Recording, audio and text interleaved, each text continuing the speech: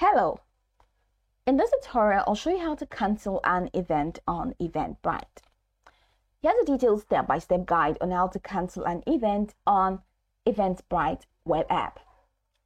Open your web browser and go to www.eventbrite.com. Then, click on the profile icon in the top right corner identified with your email address, and if prompted, in the drop-down menu, select Login to access your account. Once logged in, click on the profile picture icon to open a drop-down menu. Now, from the drop-down menu, go ahead and click on Manage My Events. This option will direct you to a new window displaying all the events that you have created. I have not created an event, so I do not have my events organized, but if you have created your event, you're going to find your event here. In the left-hand navigation menu, click on Events.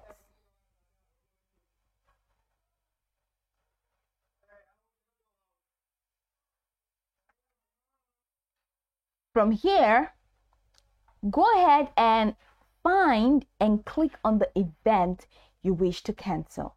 So you're going to find the list of all your events. Find and click on the event you wish to cancel, and this will open the Events Details page. In the Event Details page, look for the Manage section or Dashboard. Now, these may include various options related to your event. Okay, scroll through the Event Management options and look for Cancel Event or Delete Event depending on your interface. Click on this option to begin the cancellation process. Then the pop-up window will appear, asking you to confirm your decision to cancel the event. Review any information provided about what canceling the event means. Example, notifying attendees. And if you're sure you want to proceed, click on Confirm to finalize the cancellation. After cancellation, consider notifying your attendees about the cancellation via email.